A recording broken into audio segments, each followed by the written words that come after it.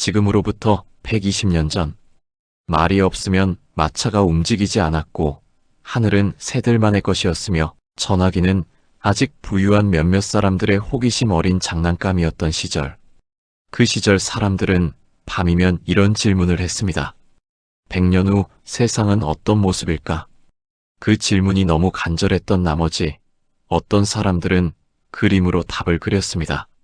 어떤 사람들은 논문과 인터뷰로 기록을 남겼고 어떤 사람들은 소설 속에 미래를 숨겨뒀습니다. 그리고 120년이 흘렀습니다. 우리는 지금 그들이 상상했던 바로 그 미래 안에 살고 있습니다. 오늘은 그 기록들을 꺼내봅니다. 그들은 어떻게 알았을까요? 아니, 정말로 알았던 걸까요? 1900년 파리.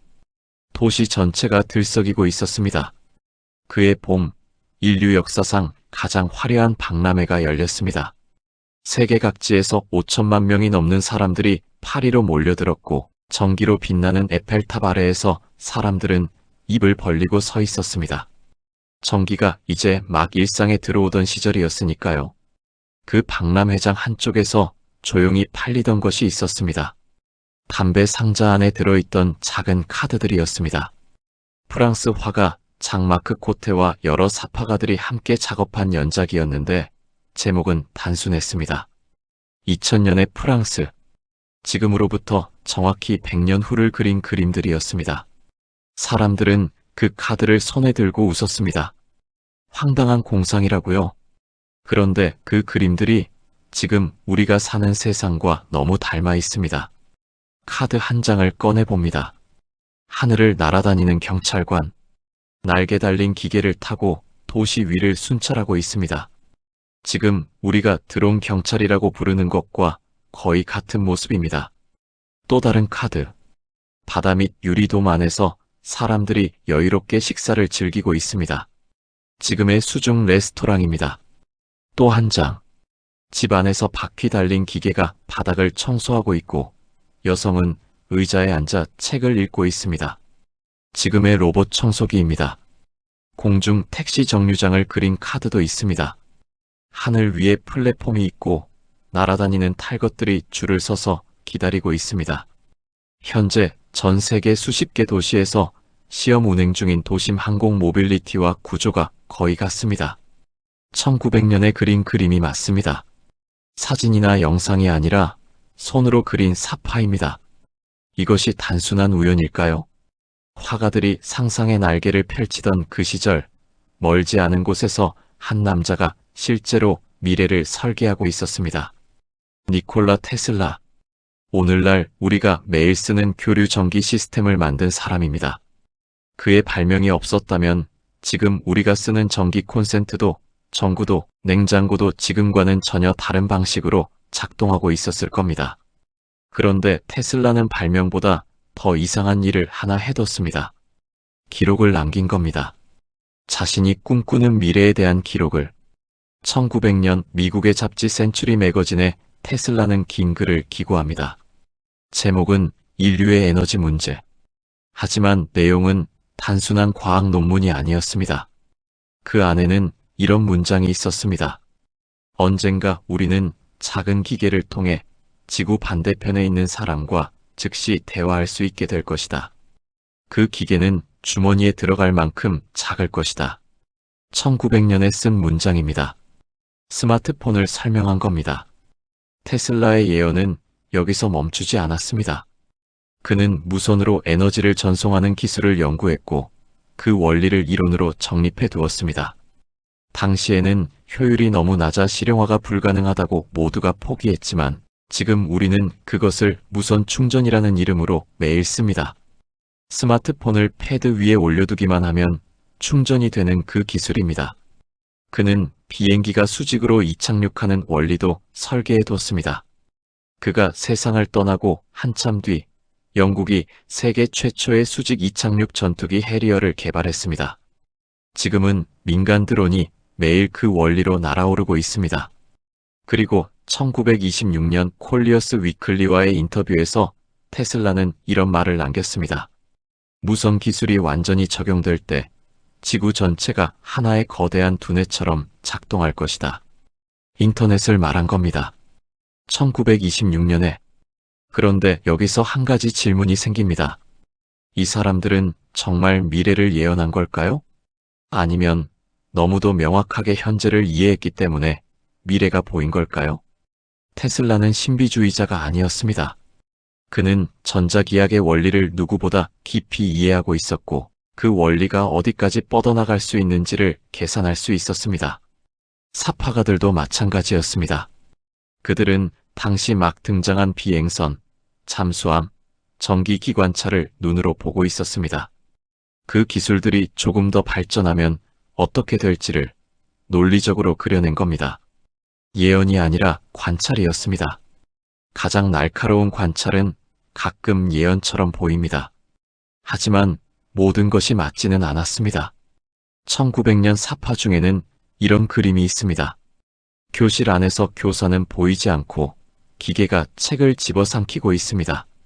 이어폰을 낀 아이들에게 지식이 그대로 전달된다는 상상입니다.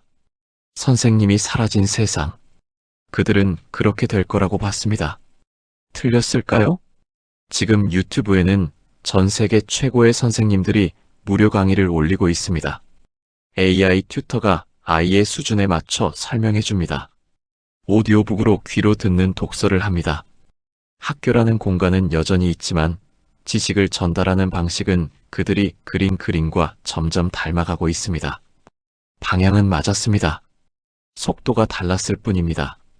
1898년 미국 작가 모건 로버트스는 소설 한 편을 씁니다. 타이탄이라는 이름의 거대한 여객선이 대서양을 횡단하다 빙산에 부딪혀 침몰하는 이야기였습니다.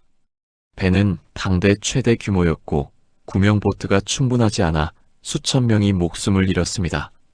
소설이 출판된 건 1898년. 실제 타이타닉이 침몰한 건 1912년입니다. 14년 전에 쓰인 소설이었습니다.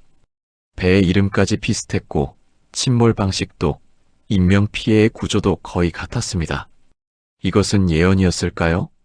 로버트스는 당시 항해 기술과 조선 산업을 깊이 연구하는 작가였습니다. 그는 대형 선박이 속도 경쟁을 벌이고 구명보트 비용을 줄이려는 선박회사의 관행을 알고 있었습니다. 그리고 대서양 항로에 빙산이 있다는 것도. 그는 그 모든 조각을 맞춰 소설을 썼고 현실이 그 소설을 따라잡은 겁니다.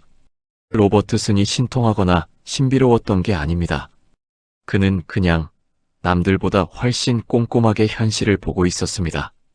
다시 1900년 파리로 돌아갑니다. 그 담배 카드 연작에는 소름 돋는 그림이 하나 더 있습니다.